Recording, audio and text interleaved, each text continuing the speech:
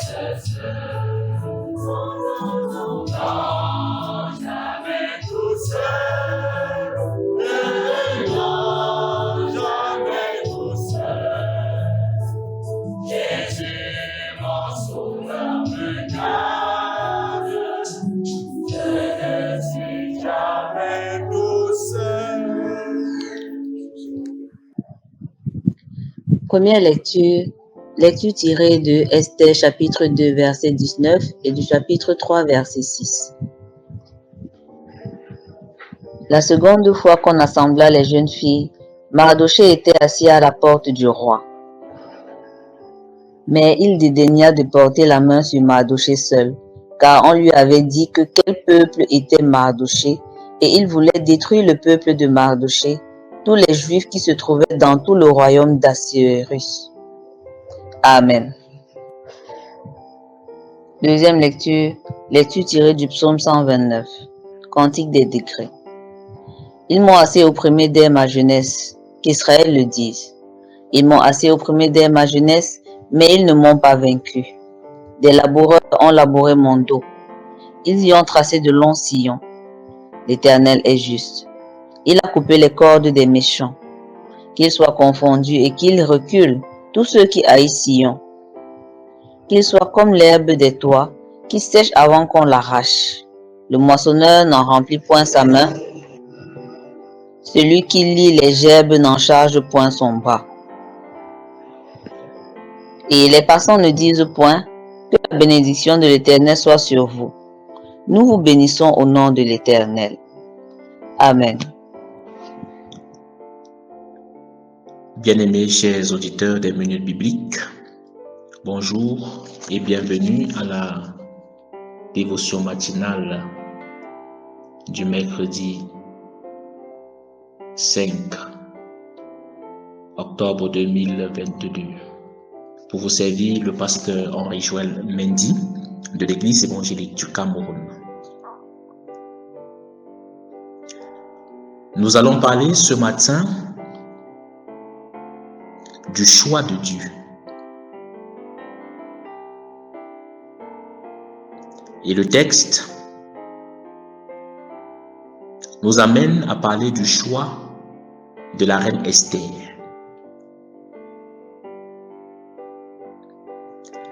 Notons d'entrée de jeu que celle qui se fait appeler Esther, de son nom juif Hadassa, est orpheline de père et de mère et est élevée par son oncle Mardochée. Elle est étrangère dans le pays où elle devient reine.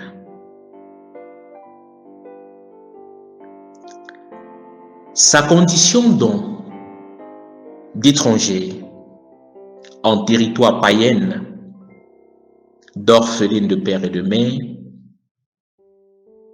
ne pouvait véritablement lui présager un futur aussi glorieux. Mais notons que l'Éternel Dieu est le Dieu de l'histoire. Je voudrais dire à quelqu'un ce matin qui traverse des situations difficiles, dont la condition est précaire et qui se croit être abandonné de Dieu, que Dieu choisit des hommes et même des personnes insoupçonnées pour accomplir sa gloire.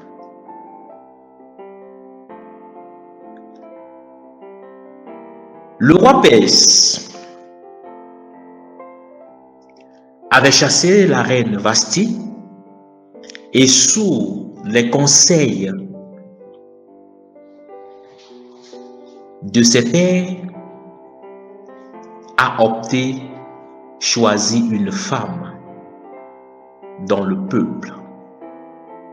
Et parmi toutes celles qui lui avaient été présentées au royaume, son dévolu se reposa sur Esther. Notons que le choix d'Esther comme reine est un plan de l'Éternel Dieu pour sauver son peuple qui est en esclavage.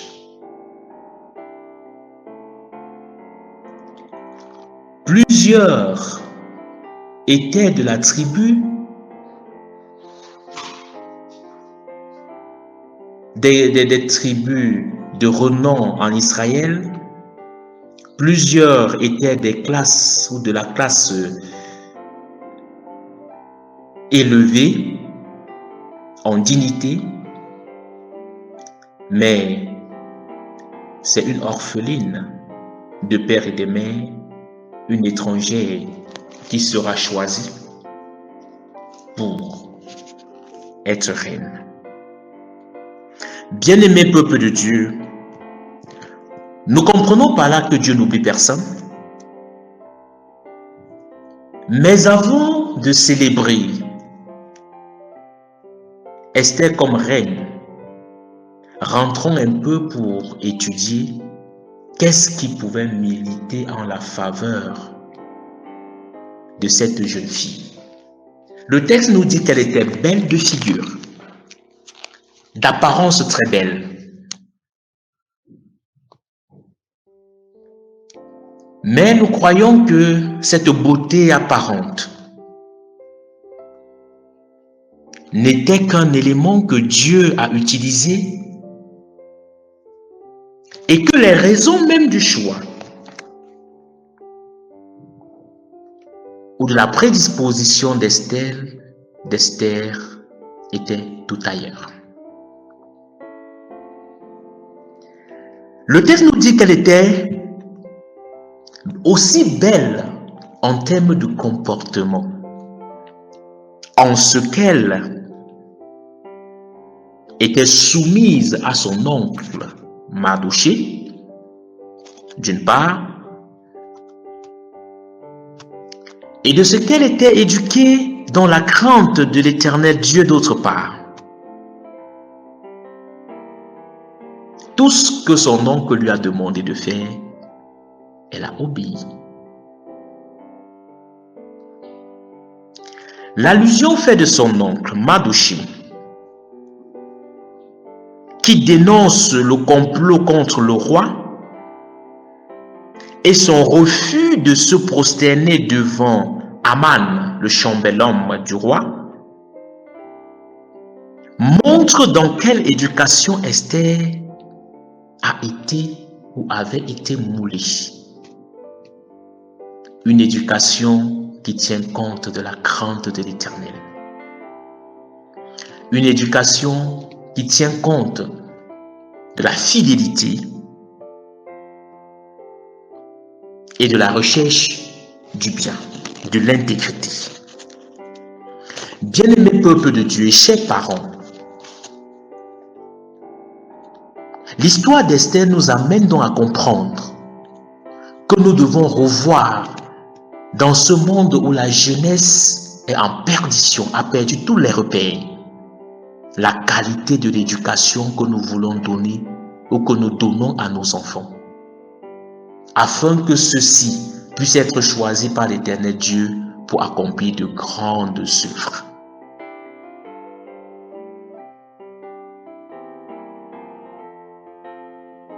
Parce que pour de grandes missions, Dieu choisit des personnes qui se soumettent à sa seigneurie. Nous sommes donc tous interpellés. Dans un monde où les gens veulent la facilité, où les gens attendront une prophétie déclarant des bénédictions de Dieu ou l'élévation de l'Éternel pour nous donner des amens, nous devons revoir la qualité de l'éducation, de la formation, parce que ce sont des prérequis que Dieu utilise pour choisir des personnes capables d'accomplir de grandes œuvres en son nom. Puisse-t-il nous donner de revoir nos habitudes et notre éducation? Puisse-t-il nous donner de retravailler l'éducation de nos enfants, de notre progéniture, à la soumission, à la Seigneurie du Christ, afin que Dieu nous élève pour de grandes œuvres.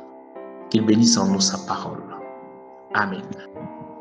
Merci une fois de plus pour votre attention et que la paix du Seigneur soit toujours avec vous.